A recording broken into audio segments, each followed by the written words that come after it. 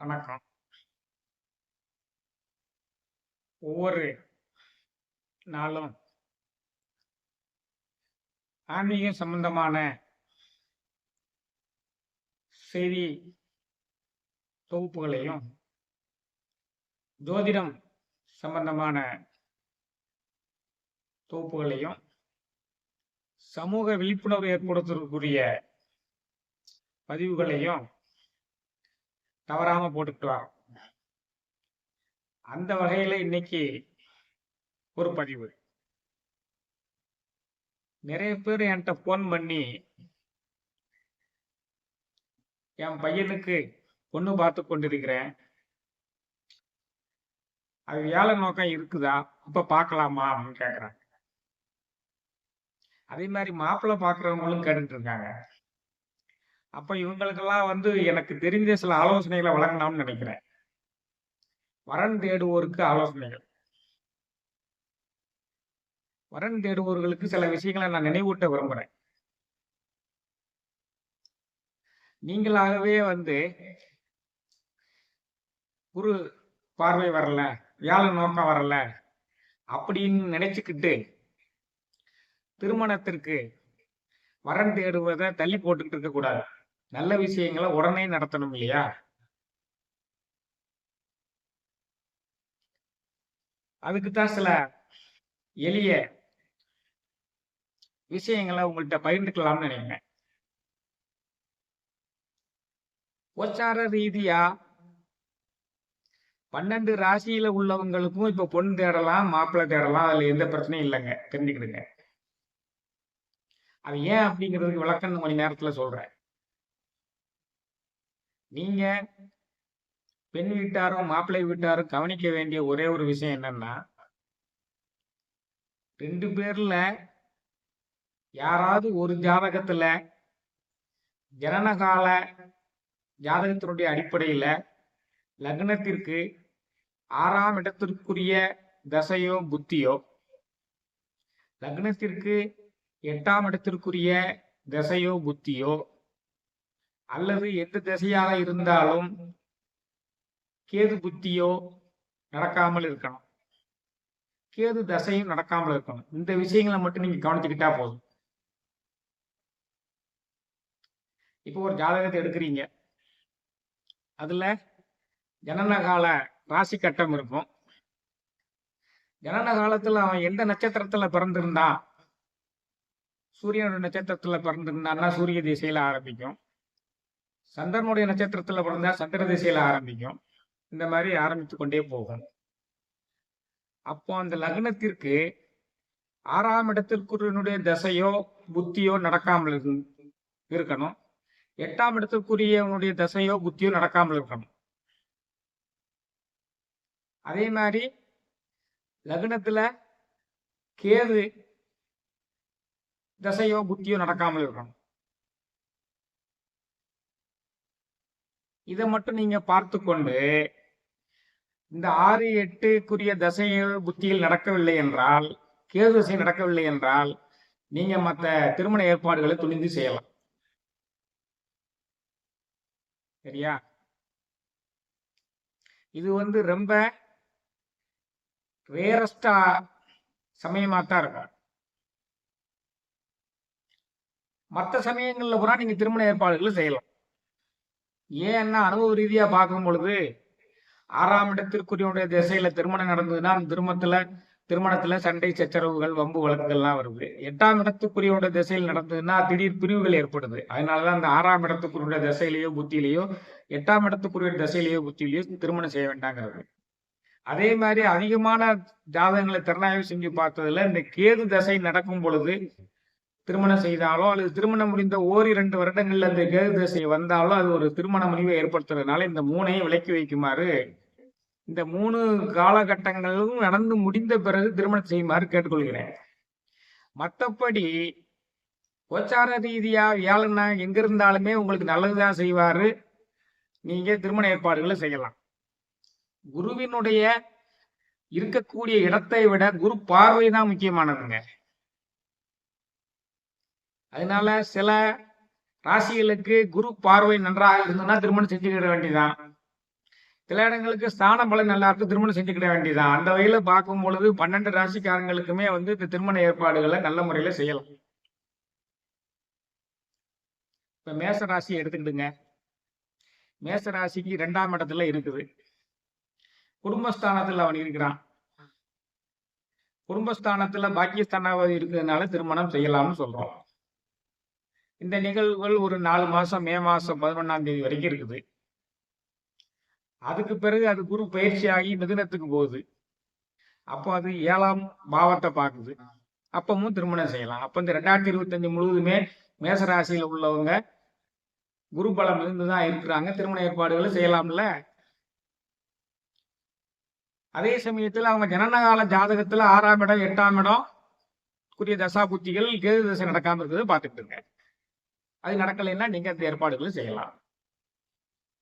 இதே மாதிரிதான் ரிஷப ராசி. ரிஷப ராசியிலேயே இப்ப குரு இருக்குது. 5, 7, 9 பார்க்குது. அப்ப 7ஆம் பாவத்தை பார்க்கறதுனால மே 11 வரைக்கும் திருமண ஏற்பாடுகளை செய்யலாம். அதுக்கு பிறகு 2ஆம் இடத்துக்கு தான் போறாரு, குடும்பஸ்தானத்துக்கு போறாரு. குடும்பஸ்தானத்துக்கு போறதுனால குடும்பஸ்தானம் வலுப்பெறுது, அப்போ திருமணம் செய்யலாம். அப்ப இந்த 2025 முழுவதுமே ரிஷபராசிக்காரங்களும் பெண் தேடுவதையோ மாப்பிள்ளை தேடுவதையோ செய்யலாம், திருமணங்களை செய்யலாம். இதே மாதிரிதான் 12 ராசிக்குமே அமையும். அதனால யாருமே வந்து நீங்க வேலை நோக்கம் இல்லைங்கிற காரணத்தை வச்சுக்கிட்டு திருமண ஏற்பாடுகளை தள்ளி போட வேண்டாங்கிறதுக்காக சொல்றேன். இதே மாதிரி மிதுன ராசிக்கு பாருங்க. மிதுன ராசிக்கு இப்ப அயன சயனஸ்தானத்துல இருக்கிறாரு. அயன சயனஸ்தானம் தான் இன்பங்களை வாரி வழங்கக்கூடிய ஒரு இடம். இருவரும் வந்து நிம்மதியாக படுத்து தூங்கி இன்பம் அனுபவிக்கக்கூடிய ஒரு இடம். அங்க இருக்கிறான். சுகஸ்தானத்தையும் பார்த்து கொண்டிருக்கிறான். மகிழ்ச்சியாக இருக்க வேண்டிய ஸ்தானத்தையும் பார்த்து திருமண ஏற்பாடுகளை செய்யலாம் மே 11 வரைக்கும். அதுக்கு பிறகு ராசிக்கே வந்து 5, 7, 9 பாக்குறாரு. 7ஆம் இடத்தை பாக்குறதுனால அப்பவும் திருமணம் நிகழ்வுகளை செய்யலாம். அப்ப இந்த 2025 முழுவதுமே மிதுன ராசிக்காரங்களும் திருமண ஏற்பாடுகளை செய்வதற்கு எந்த விதமான தடங்கல்களும் இல்லை. சரியா? இப்ப கடகராசியை பாருங்க. கடகராசிக்காரங்களுக்கு இப்ப அஷ்டமச்சனி நடந்து கொண்டிருக்கிறது. ஆனால் மே மாசம் 11ஆம் தேதிக்கு பிறகு அந்த அஷ்டம சனியை வியாழன் பார்க்க போறாரு. அதனால அந்த ஸ்தானம் வந்து உங்களுக்கு வலுப்பெறுது, பயம் இல்லாம இருக்கலாம், தடைகள் சஞ்சலங்கள்லாம் போயிடும். ஆனா இப்போ அட் பிரசன்ட் வந்து என்ன செஞ்சுக்கிட்டு இருக்குது, மகர ராசியை குரு பார்த்து கொண்டு இருக்குது இல்லையா. மகர ராசி வந்து 7ஆம் இடமாகுது கடகராசிக்கு. அப்போ மே 11 வரைக்கும் திருமண ஏற்பாடுகளை செய்யலாம், தாராளமாக செய்யலாம். அதற்கு பிறகு அது 12ஆம் இடத்துக்கு தான் வருது. அயன சயன சுக ஸ்தானங்களுக்கு வலுப்பெறுவதனால அப்பவும் திருமண ஏற்பாடுகளை செய்யலாம். 12ஆம் இடத்துக்கு வந்து அயன சயன ஸ்தானத்துல இருக்கிறதுனால அப்ப திருமணம் செய்யலாம். அது 4, 6, 8ஐயும் பார்க்க ஆரம்பிச்சிடும். 4ஆம் இடத்தை பார்க்கறதால மகிழ்ச்சியான காலகட்டங்கள் அமையுங்கிற முறையில திருமண ஏற்பாடுகளை செய்யலாம். அப்ப 2025 முழுவதும் கடகராசியும் திருமண ஏற்பாடுகளை பிள்ளைகளுக்கோ பெண்களுக்கோ செய்யலாம். இதே மாதிரிதான் 12 ராசிகளுக்குமே வந்து குரு பகவான் வந்து இன்பங்களை வாரி வழங்க போறாரு. அதனால நீங்க யாருமே குருவை காரணம் காட்டி திருமண நிகழ்வுகளை தள்ளி போட வேண்டியது இல்லைங்கிறதுக்காக தான் இதை சொல்றேன். இப்ப சிம்ம ராசிக்கு பார்த்துக்கிட்டுங்க. சிம்ம ராசிக்கு 10ஆம் இடத்தில் இருந்து கொண்டு குடும்பஸ்தானத்தை பார்த்து கொண்டிருக்கிறார். 2, 4, 6 பார்க்கிறாரு. 2ஆம் இடம் குடும்பஸ்தானத்தை பார்க்கறதுனால சுகஸ்தானத்தை பார்க்கறதுனால திருமணம் செய்யலாம். திருமண ஏற்பாடுகள் தள்ளி போட வேண்டாம், செய்யுங்க. இப்ப பார்த்துக்கிட்டு இருக்கிறது மே மாசம் 11 வரைக்கும். அதுக்கு பிறகு 3, 5, 7 பார்க்க ஆரம்பிச்சிருவாரு. 3, 5, 7ஆம் இடத்தை பார்க்கறதுனால அதுக்கு பிறகும் திருமண ஏற்பாடுகள் செய்யலாம். மே மாசத்துக்கு பிறகு திருமண ஏற்பாடுகள் செய்யலாம். அப்ப வருஷம் முழுதுமே சிம்மராசிக்காரங்களும் இந்த வரன் தேடும் முயற்சியில இறங்கி பெண்களுக்கு ஆண்களுக்கு திருமணத்தை நிகழ்த்தி வைக்கலாம். என்னடா இது 12 ராசிக்குமே வந்து குருபலம் இருக்குன்னு சொல்றாரு அப்படின்னா அப்படித்தான். நம்ம தான் வந்து நுணுக்கமா அறிந்து கொள்ள வேண்டும். குரு இருக்கும் இடத்தை விட குருவினுடைய பார்வை வரக்கூடிய இடங்கு வலிமை பெறும். இப்ப கன்னி ராசி எடுத்துக்கிடுங்க. கன்னி ராசியவே குரு பார்த்து கொண்டிருக்கிறது. கன்னி ராசியவே குரு பார்த்து கொண்டிருக்கிறது. 3ஆம் இடத்தையும் பார்க்கிறது, 5ஆம் இடத்தையும் பார்க்கிறது. புத்திரஸ்தானத்தை குரு பார்க்கறதுனால இப்ப மே 11 வரைக்கும் திருமண ஏற்பாடுகளை தங்கு தடையின்றி செய்யலாம். அதற்கு பிறகு குடும்பஸ்தானத்தை பார்க்க ஆரம்பிச்சிருது. குடும்பஸ்தானத்தை குரு பார்க்கறதுனால மே 11க்கு பிறகும் திருமண ஏற்பாடுகளை செய்யலாம். அப்ப இந்த 2025 முழுவதுமே திருமண ஏற்பாடுகளை செய்யலாம். புரொவைடட் ஜனனகால ஜாதகத்தினுடைய அடிப்படையில லக்னத்திற்கு 6, 8 குடியினுடைய தசையோ கேது தசையோ நடக்காமல் இருக்கணும். என்ன சொல்றது? இப்ப துளாராசியை எடுத்துக்கிடுங்க. துளாராசிக்கு 12ஆம் இடத்தையும் 2ஆம் இடத்தையும் குரு பகவான் பார்க்கிறார். 12ஆம் இடத்தையும் 2ஆம் இடத்தையும் குரு பகவான் பார்க்கிறாரு. குடும்பஸ்தானத்தை பார்க்கிறாரு. அயன சயன ஸ்தானத்தை பார்க்கிறாரு. சுகஸ்தானத்தையும் பார்க்கிறாரு. அதனால மே 11 வரைக்கும் திருமண ஏற்பாடுகளை செய்யலாம். அதன் பிறகு அவர் 9ஆம் இடத்துக்கு வந்துடுறாரு. நன்றாக திருமணம் செய்யலாம். அப்ப இந்த வருஷம் முழுவதுமே துலாம் ராசியில் பிறந்த ஆணுக்கும் பெண்ணுக்கும் திருமண ஏற்பாடுகளை செய்யலாம். ஏன்னா நிறைய பேர் குருவை காரணம் காட்டி இப்ப துலா ராசிக்கு 8ஆம் இடத்துல குரு இருக்குதுன்னு சொல்றதுக்காக நீங்க இப்பாட்டக்கூடாதுங்கிறக்காக சொல்ல வர. யார் சொன்னாலும் நீங்க நம்ப வேண்டாம். திருமண ஏற்பாடுகள் தொடர்ந்து செய்து கொண்டே இருக்கலாம். அதுக்குதான் இந்த பதிவே. 8ஆம் இடத்து குரு இருக்குது, திருமணம் செய்யாதீங்கன்னு யாராவது சொன்னாலும் நீங்க கேட்க வேண்டியதில்லை. ஏன்னா அவங்களுடைய அயன சயனஸ்தானத்தையும் குடும்பஸ்தானத்தையும் குரு பார்க்குது. அப்ப குடும்பம் அமைந்து அவன் சுகன் பெறுவதற்குரிய காலகட்டம் இது இருக்குதுனால செய்யலாம்.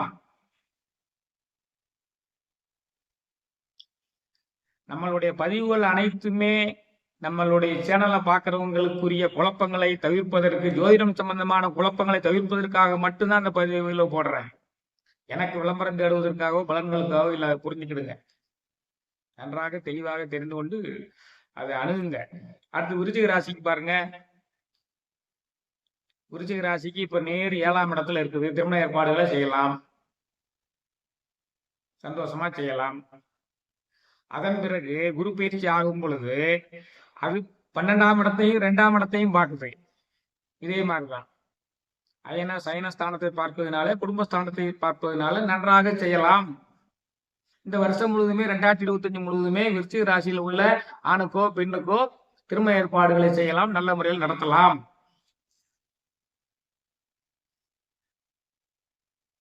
சரியா? அடுத்து தனுசு ராசிக்கு. தனுசு ராசிக்கு இப்ப குடும்பஸ்தானத்தை பார்த்து கொண்டிருக்கிறது. மே 11 வரைக்கும் குடும்பஸ்தானத்தை பார்த்து கொண்டிருக்கிறது, நன்றாக செய்யலாம். மே 11க்கு பிறகு 7ஆம் இடத்துக்கு வருகிறது. அதனால திருமண ஏற்பாடுகள் நன்றாக செய்யலாம். இந்த வருஷம் முழுவதுமே தனுசு ராசியும் செய்யலாம். இப்பொழுது மகர ராசிக்கு 5ஆம் இடத்தில் இருக்கிறது. ராசியவே பார்த்து கொண்டிருக்கிறது 9ஆம் பார்வையாக. திருமண ஏற்பாடுகளை செய்யலாம். அதன் பின்னர் குடும்பஸ்தானத்தை பார்க்க போகிறது, நன்றாக செய்யலாம். ஆக மகர ராசி இந்த வருடம் முழுவதுமே திருமண ஏற்பாடுகளை செய்யலாம். சொல்லக்கூடியதை நன்றாக கவனித்துக் கொள்ளுங்கள். கும்பராசிக்கு இப்போ 4ஆம் இடத்தில் இருந்து கொண்டிருக்கிறது. கும்பராசிக்கு 1, 2, 3 4ஆம் இடத்துல குரு இருக்கிறது. 4ஆம் இடத்துல குரு இருந்து கொண்டு 8, 10, 12ஆம் இடங்களை பார்க்கிறது. 12ஆம் இடம் அயன சயனஸ்தானம் என்பதால் சுகத்தை வாரி வழங்கக்கூடிய இடம் என்பதால் அவர்களும் திருமண ஏற்பாடுகளை செய்யலாம். கவலைப்பட வேண்டியதில்லை. அந்த 2, 5, 7, 9க்கு தான் குரு வந்துகிட்டு இருக்கணும், அது வரைக்கும் காத்திருக்கணுங்கிற அவசியம் இல்லை. எல்லாரும் செய்யலாம். அதே மாதிரி மீனராசிக்கு 7ஆம் இடத்தை தற்பொழுது மே 11 வரை குரு பகவான் பார்த்து கொண்டிருக்கிறார். திருமண ஏற்பாடுகளை மே 11 வரைக்கும் செய்யலாம். அதன் பின்னர் 12ஆம் இடத்தை பார்க்க ஆரம்பித்து விடுவார். அயன சயனஸ்தானத்தை பார்ப்பதால் அந்த வருடம் முழுவதுமே செய்யலாம். ஆக 2025 முழுசுமே 12 ராசிக்காரங்களும் திருமண ஏற்பாடுகளை செய்யறத எந்த காலம் மட்டும் நிறுத்த வேண்டாம். அதுக்காக தான் இந்த பதிவு.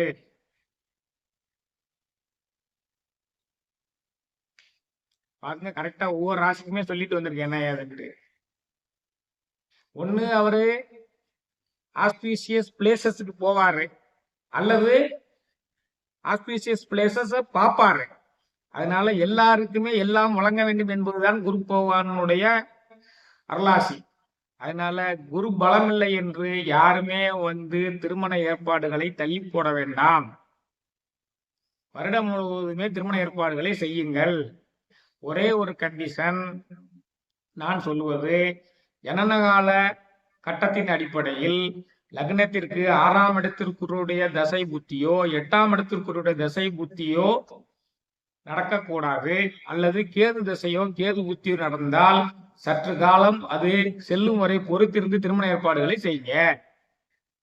வேற ஒண்ணும் கிடையாது. மற்றவங்க எல்லாருமே திருமண ஏற்பாடுகளை தங்கு தடையின்றி செஞ்சுட்டு போங்க. நல்ல விஷயங்களை தள்ளி போடாதீங்க. வேற எதுவுமே சாஸ்திரத்துல சொல்லப்படல.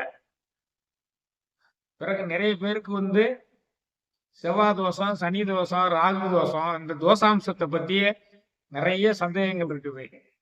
தோஷம் என்பது உண்மையில் ஒரு யோகமே. தோஷம் என்பது ஒரு யோகமே. ஒத்த வினை பயன்களை உடையவர்களைத்தான் ஒரு குடும்பமாக செஞ்சு வைக்கிறான் கடவுள். நல்லா தெரிஞ்சுக்கிடுங்க. அப்ப நமக்கு வாழ்க்கை துணையை தேர்ந்தெடுக்கும் பொழுதும் நமக்கு ஏற்ற வினைப்பதிவு உடைய ஒரு பெண்ணையோ ஆணையோ தேர்ந்தெடுக்க வேண்டும் என்பதற்காகத்தான் அந்த தோஷாம்சம் என்ற கருத்து நியமிக்கப்பட்டிருக்கிறது, உருவாக்கப்பட்டிருக்கிறது. அது கெடுதல் இல்லை. நன்றாக தெரிஞ்சுக்கொள்ளுங்க. ஒத்த வினைப்பயனை அனுபவிக்கிறதுக்குன்னு சொன்னா உங்களுக்கு கொஞ்சம் புரியாம இருக்கும். உங்களுக்கு தெரிஞ்சதை சொல்லி விளக்குறேன். இப்போ தசரத ராமன் 14 வருடம் காட்டுக்கு போக வேண்டும் என்பது அவனுடைய ஜாதகத்தினுடைய இயல்பு. அதே சமயத்தில் தசரத சக்கரவர்த்தி பிள்ளையை பிரிந்து உயிரை விட வேண்டும் என்பது அவருடைய ஜாதகத்தினுடைய நியதி. அப்ப 2 பேரையும் ஒரே குடும்பத்துல வைத்தால் தானே அதை நிகழ்த்தி காட்ட முடியும். இதுதான் தோஷாம்சம்ங்கிறது, வேற ஒண்ணும் கிடையாது. ஒத்த வினைப்பதிவுகளை உடையவங்களை ஒரு குடும்பமா செய்யறாங்க. அவங்கதான் அப்படி இருந்தாதான் அதை நம்ம வினைப்பயனை அனுபவித்து இந்த பிறவியினுடைய பயனை அடைந்து வினையை கழித்து இறைவனை அடைய முடிவதற்காக உள்ளது. நல்ல விஷயம்.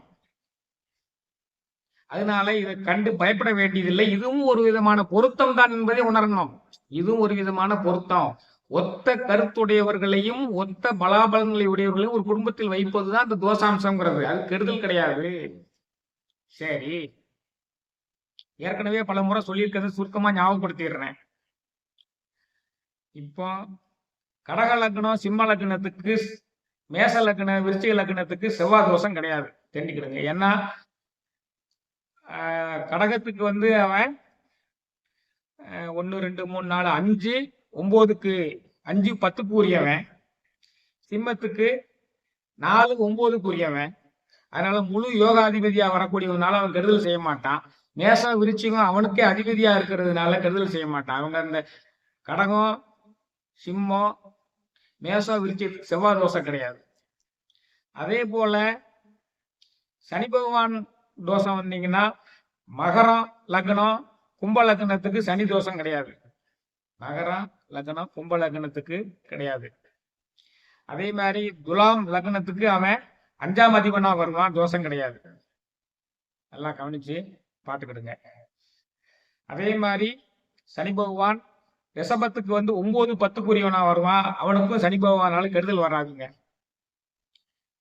மற்ற லக்னத்தில் உள்ளவங்களுக்கு 2 4 7 8 12ல இந்த செவ்வாய் இருந்தாலோ, மற்ற லக்னக்காரங்களுக்கு செவ்வாய் இருந்தாலோ சனி இருந்தாலோ ராகு இருந்தாலோ சூரியன் இருந்தாலோ அவர்கள் வியாழனாலேயோ பார்க்கப்பட்டிருந்தால் அல்லது சுக்கிரனால பார்க்கப்பட்டிருந்தால் தோஷம் கிடையாது, தெரிஞ்சுக்கிறேங்க. வியாழனால பார்க்கப்படாம சுக்கிரனால பார்க்கப்படாம 2 4 7 8 12ல சனி செவ்வாய் ராகு கேது இந்த சூரியன் இருந்ததுன்னா மணமகனோ அல்லது மணமகளோ யாரை இணைத்து வைக்க விரும்புகிறோமோ அவருடைய ஜாதகத்திலும் இதே மாதிரி 2னா 2லயே இருக்கணுங்கிற அவசியம் இல்லை. 4ல இருக்கலாம், 7ல இருக்கலாம், 8ல இருக்கலாம், 12ல இருக்கலாம். அதான் தோஷாம்ச பொருத்தம்ங்கிறது. அந்த மாதிரி சேர்த்து வச்சீங்கன்னா அந்த ஒத்த வினைப்பயன்களை உடையவங்களை ஒன்றா அனுபவிக்கிறதுக்கு வசதியா இருக்கும் இருக்காதான் ஒண்ணு. அதை பார்த்து பயப்பட வேண்டியதில்லை. அது நல்ல காரியம் தான். அதனால தைரியமாக செய்யுங்க. அதனால ஒன்றும் கெடுதல் கிடையாது. அது ஒரு விதமான யோகமே என்பதை தெரிவித்துக் கொண்டு இந்த முக்கியமான சந்தேகங்களை எல்லாம் சொல்லிட்டேன்னு நினைக்கிறேன். நல்ல முறையில எல்லோருக்கும் திருமண ஏற்பாடுகளை காலம் தவிர்க்காது செய்யுங்கள் என்பதற்காக அந்த பதிவு. அதை காரணம் காட்டி இதை காரணம் காட்டி செய்ய வேண்டாம், தள்ளி போட வேண்டாம். ஒரே ஒரு விஷயம் தான் நான் சொல்றது. அது தவிர்க்கப்பட வேண்டிய காலகட்டம். லக்னத்திற்கு 6ஆம் இடத்துக்குரிய திசையோ, 8ஆம் இடத்துக்குரிய திசையோ, கேது திசையோ நடந்து கொண்டிருந்தாலோ, அல்லது அந்த புத்தி நடந்து கொண்டிருந்தாலோ கொஞ்சம் நிப்பாட்டி வைங்க. அது கொஞ்ச காலம் நடக்கிறத நிப்பாட்டி வச்சுட்டு போனா தான் அந்த பிள்ளைகளுடைய எதிர்காலம் நல்லா இருக்கும். மத்தபடி எல்லா காலகட்டத்திலும் நீங்க திருமண நிகழ்வுகளை எடுத்து செல்லலாம். திருமணத்தை நல்ல முறையில முடிச்சு அவங்கள நல்ல முறையில வாழ வைக்கலாம் என்பதற்காகத்தான் இந்த பதிவு. நிறைய சந்தேகங்கள் இது சம்பந்தமாக வந்து கேள்வி கேட்டுக்கிட்டே இருக்கிறதுனால தான் இதை சொல்ல வேண்டிய நிர்பந்தம் வந்தது.